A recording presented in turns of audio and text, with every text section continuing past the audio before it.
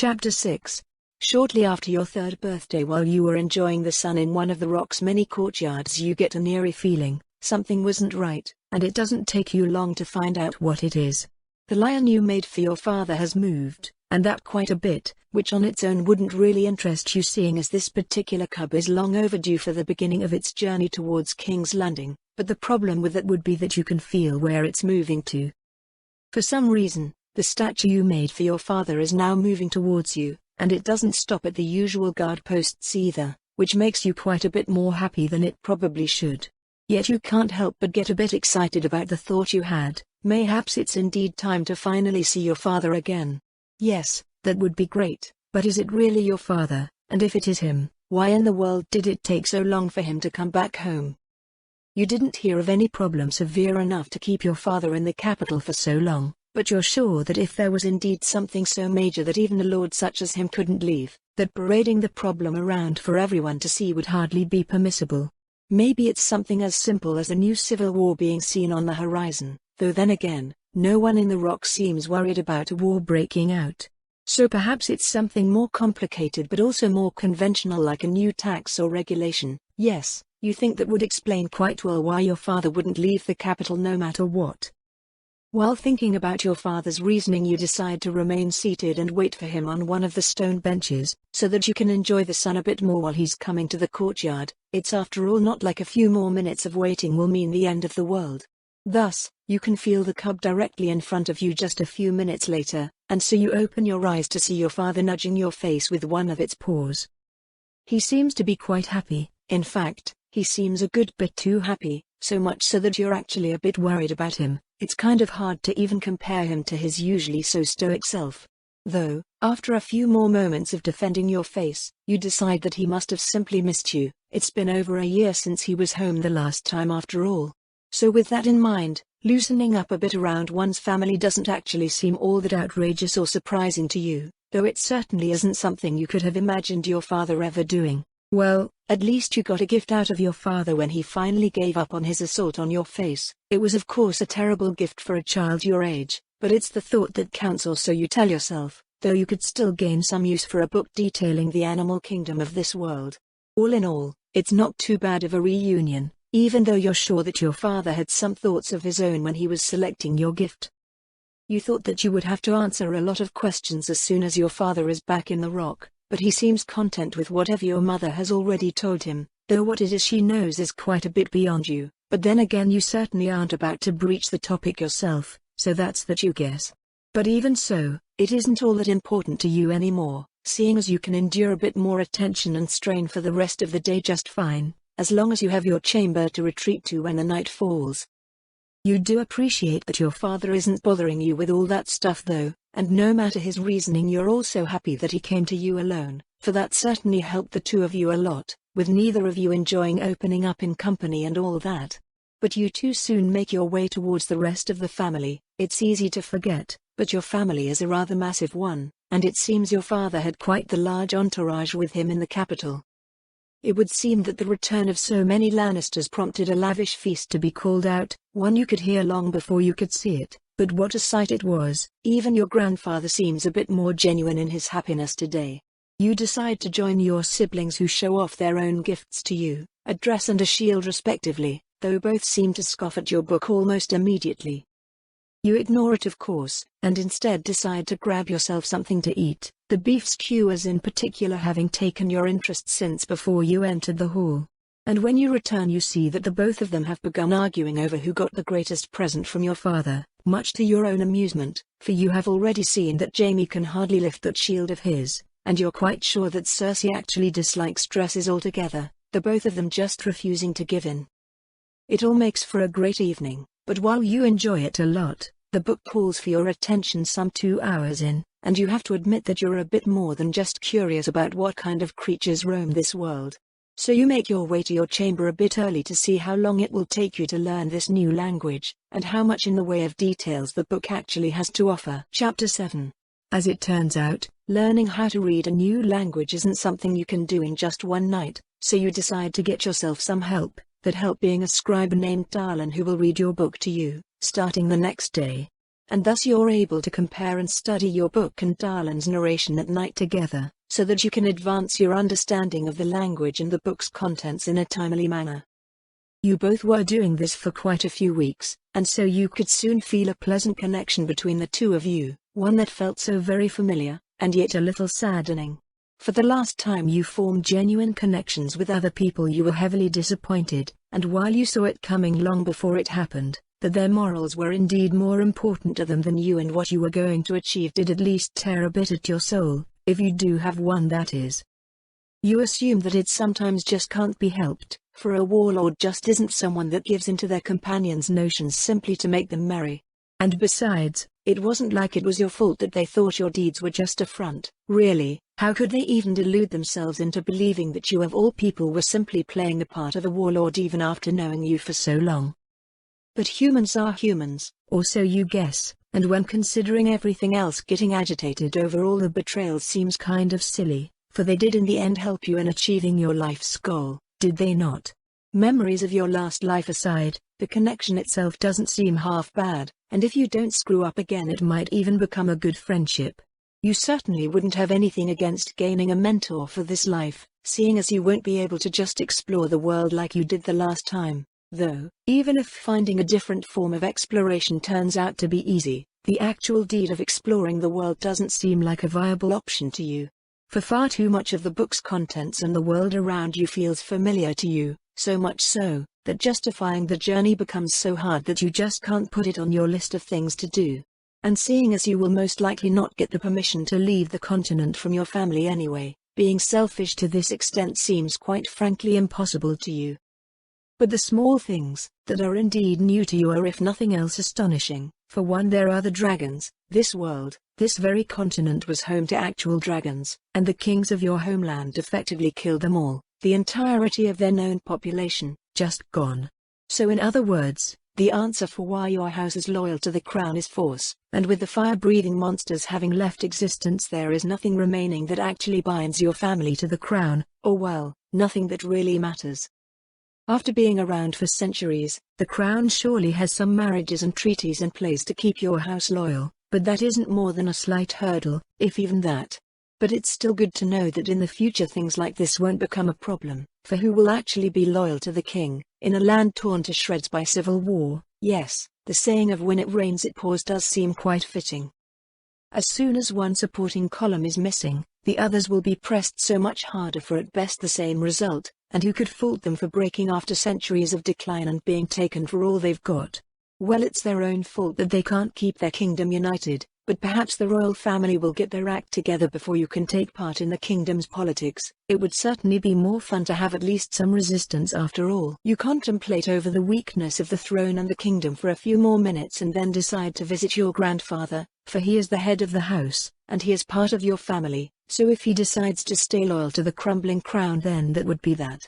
It's funny how it would be a bigger hurdle than all the treaties in the world could ever be. For what inconvenience aren't you willing to go through and accept to just make your family happy and merry? You decide that if you visit his tower it wouldn't hurt to get your hands on another book to study, seeing as your connection to Darlin needs some further strengthening if he is to become a friend in the future. Mayhaps your grandfather would be willing to help you with the selection of one. Though you still hope that the gods will be kind, and you won't have to meet any of your grandfather's friends while visiting. It's equally annoying and funny how no Lannisters seems to like opening up in public, for literally all of them are extremely guarded as soon as any company is around. But you nevertheless begin to go up the stairs. If you do meet unpleasant company then you will just have to deal with it, for life surely has some things far worse than just unpleasant company in store for you. And so you continue your little journey up the stairs until you reach a height at which the tower gains some actual windows, and stop there for a moment to look through the red and gold tinted glass over the rock's walls, towards the mountains, a beautiful sight you admit. And there you wait for your guards, who decided to give you some more freedom in this more secure part of the castle, for as long as you don't wander off while being out of sight. So you continue your ascent only after hearing their footsteps once more. You of course knew that there is no wandering off in a tower, but you decide to not make the day extra hard on your guards just because you don't like restrictions, for that would just be petty. So you silently continue until you reach what you were sure was the upper 10th of the tower, so the end of your journey, where you come across a corpse. Chapter 8. You aren't certain if you ever felt this defeated before, and that is considering that the situation itself isn't even new to you, seeing as you've lost your last family quite early as well. But having it happen a second time, and being as helpless as you were back then feels absolutely sickening, so much so that you for the first time in several decades have to hold back your tears, but you aren't exactly used to doing so, and thus fail quite miserably. As you stand there bawling your eyes out over the death of your grandfather, you notice that your guards have finally caught up with you, and you feel somewhat upset over showing so much vulnerability. It's bad enough that your eyes refuse to stop crying, but that you can't even get a hold of yourself when in company is just embarrassing. For what good is a warlord that can't control something so simple as their own emotions? But despite all this stuff going through your mind, you can't bring yourself to care about it, which is also somewhat bothersome. But then why are you thinking about this nonsense now of all times anyway, and why in all the seven hells can't you stay focused for more than a moment? Though your thoughts wander more often than you care to admit, this isn't normal for you, and you can tell that it isn't good, for your guess from the feeling alone is that your mind might actually be breaking down on you. The pain in your head continues to increase for a few more seconds before it finally subsides, and you would gladly admit that you're actually relieved about it, which again isn't normal for you, and is simply because you had a rather absurd amount of trouble keeping yourself upright at its peak, which is absolutely nonsensical. Well, at least you're spared any further thoughts on the matter of your apparent insanity, when you realize your face is just a moment away from greeting the ground.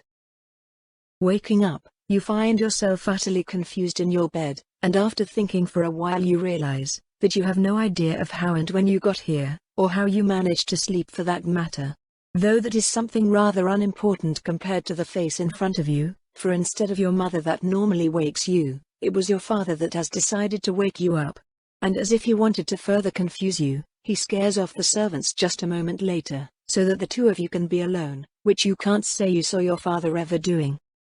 It's a pleasant change, yet why he wants to be alone with you is beyond your understanding, as is why he seems uncompromisingly focused on getting you to sleep again, even though he was the one that woke you up in the first place. But while you're perplexed by it, and rightly so, you also know that no amount of moaning is about to grant you freedom, so you decide to try sleeping once more, for the time being that is. Can I get up now? You can't. I've told you already that you need your rest, did I not? How much longer?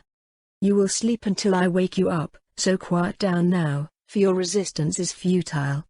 But you already woke me up, Father. So I did. What of it? Do you lack anything you need to sleep? I'm not sleepy anymore, Father, that's all. How hard can it be to sleep, little lion? Simply close your eyes and the time will fly by in a moment. Your father has gone from sweet to annoying in no time at all, so you tried to sleep, but you can't do it. It's sadly the same as usual, so you play the part, but even when your father finally thinks you sleep he still isn't leaving you. Just what is going on that he is acting this way? After an hour and a half of waiting you try escaping once more, but the success is limited, for your father is still acting out of character. It's quite worrying. Are you all right, Father? Why the question all of a sudden? Father, you seem off today. Is everything okay? Nothing you need to worry about at the moment. Still, you should enjoy our time together, for when I will return to the capital it will be for quite some time.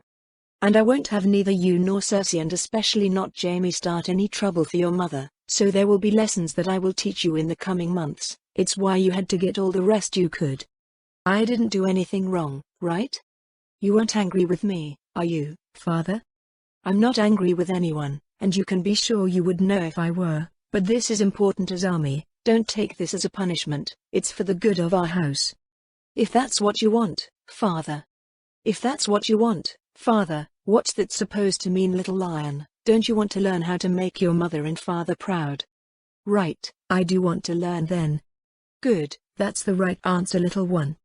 So, when did I go to bed anyway? That hardly matters, now does it? Right, it hardly matters. So how long did I sleep, Father? You know I wouldn't let anyone else speak to me in that manner, don't you, little lion? See to it that I won't regret allowing it. And it's been 2 days, just so you can sleep more soundly. 2 days, I've slept more than enough. Why did I have to sleep even more? Because I said you should sleep more. Don't you trust your father to know best when it comes to such matters? You're right, You're always right, so when do I get those lessons? After the funeral, little lion, after the funeral. Whose funeral, father? Chapter 9. To your surprise, it was your grandfather that died, and that in a rather inglorious way as well if what you heard is right, but you still can't bring yourself to really care about something that feels just so insignificant, for people die all the time, do they not? Though for now the actual question would be if you should act as if you cared about it or not, and you ultimately decide that it's beneath you to fake your emotions over the death of a stranger. It just isn't worth the effort, and with your acting abilities, it's questionable if you could even manage to conjure up enough tears to make the play authentic. There is of course still a slight concern you have with that course of action, and that problem would be your father of all people, for while you might not care, he certainly does, even if it's in his own way. Thus being completely cold about this matter would certainly not be seen as acceptable, so you're in quite the pickle, and that by your own inability as well, which is just unacceptable, but what can you do to change it? It's not like the you that you learn to live as to care so little about your family. Even if you haven't met them, you practically absorb everything that is affecting your family, and then try to see if you couldn't perhaps do something about the problems in the future, even though they won't be of any interest when you come of age. Your grandfather though isn't really concerning you, which is odd at best, and more than a bit concerning at worst if the face of your father is anything to go by. You thought a bit more about some other issues, but in the end decide to simply focus on the old man in front of you, just like your father demanded, though what this is supposed to bring is quite a bit beyond you. Furthermore, as if to screw you over some more, he averts his gaze the moment you actually give him the light of day, and you actually fail to recall at that moment when you were the last time so intensely furious at someone. But you also can't remember a time when your state of mind was so vulnerable that something so little got such a reaction out of you, and you worry a bit that you might have hit your head somewhere. You're unsure of what would make a decent explanation for your current mental instability beyond something as simple as that, but even after the old man leaves the chamber nothing in the way of explanations is forthcoming, so you decide to ask bluntly. Father? What's bothering you, Azami? What's wrong with me, father? Hopefully nothing, but we will see. According to Gisbert, you just fell a bit poorly when you passed out from shock. So no lessons then? Not until your head is better, no. You will be in Gisbert's care for the next few weeks, so that he may inform me of any further developments, and I will trust you to behave yourself, understood? I will do as you say, father. Good, I wouldn't expect any less. So, where is he going, if he's supposed to watch over me? Gisbert still has some duties to attend to, since we're expecting a royal visit. The king is really coming to the Rock? Why is he visiting, father, and can I see him when he's here? It shouldn't be too much of a bother, so if you're feeling better before he arrives, I see no reason why you wouldn't get to see him. That's great, but why does the king come here? Isn't it a bit too dangerous for him to just travel around like it's nothing? He sent a letter ahead. Don't you remember that we couldn't speak of this visit if we hadn't been informed? Yes, but the Rock and the capital are half a continent away from each other. That's plenty dangerous, isn't it, father? Well, at least I won't have to worry about your intelligence declining, it seems. The simple answer is force. Force, that's a bit too simple, father, I really don't get it. Not every house is as great as ours, Azami. For most a few hundred men is all they can arm, and that is with them having time to prepare, so if the king comes with hundreds of knights in plate, what do you think most lords will do? Submit, I guess. Exactly, your personal grudges against the crown matter so very little once enough force is applied, and with how small most keeps are, burning one down might even be seen as a small festival or tournament to gain the king's favor. Thus, it would take a powerful house to even attempt anything to the king's party, so there is really no need to worry about anything of the sort. Ah, I didn't think of that, but even if it's safe, why is he coming to the Rock? Did you do something bad, father? You have so little trust, my little lion. That's not bad, but do not doubt me, my daughter. The king and I are good friends, and I don't want any rumors saying otherwise. The king is coming to attend the funeral, and at least for now not much more. And whose funeral does he want to attend, father? While you were satisfied with the amount of information you could get out of your father, the last question seems to have been a mistake, for just a moment after you asked it he was just a step away from outright screaming at the servants to get the old man back here. It's always entertaining to see him act so out of the ordinary, but you would still prefer to know what has him so riled up. It was just a simple question, was it not?